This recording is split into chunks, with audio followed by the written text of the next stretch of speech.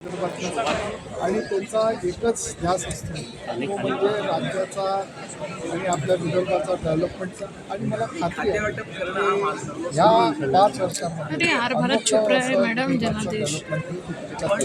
तुम्ही अधिवेशन आणखी 1-2 आठवडे वाढायला पाहिजे होतं का, जेणेकरून विदर्भाच्या प्रश्नांना वाचा फोडता येईल? अधिवेशन 10 दिवस चाललं की 15 दिवस चाललं किंवा 7 दिवस चाललं, याच्यामध्ये काही फरक नाही.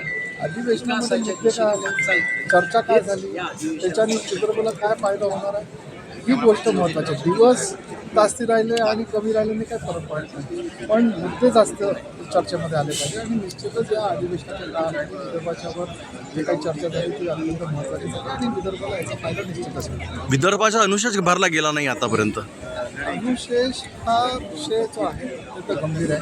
पण आपण बघा, जेव्हापासून 2014 पासूनच्या 2.5 वर्ष फक्त आपण सुरू ठेवली महाविकास आघाडीच्या सरकार, डेव्हलपमेंट जे विदर्भात झालं त्या ह्या 2014 ते 24मध्ये फक्त 2.5 वर्ष सोडा तुम्ही, तर 7.5 वर्षामध्ये डेव्हलपमेंट भरपूर झालं.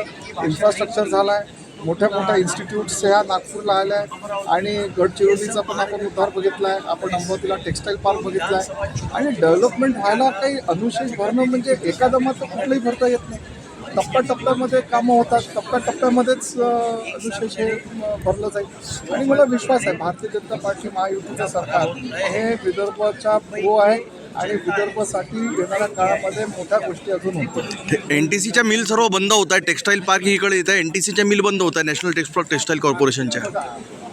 प्रत्येक इंडस्ट्रीचं एक चांगलं आणि एक वाईट फेज आहे. कॉटन इंडस्ट्रीचं मागच्या 2 वर्षापासून अत्यंत वाईट फेज आहे, कारण ते जगामध्ये त्याचा डिमांड नाही. पण ही एक सायकल असते. आणि आता आपण बघा, अभ्यास केला तर टेक्स्टाईल युनिटचा आता परत थोडे चांगले परत एकदा चांगला वेळ येऊ त्याला. आणि मला असं वाटतं 2-3 महिन्याचीच गोष्ट आहे आणि परत एकदा टेक्स्टाईल इंडस्ट्रीला बूम.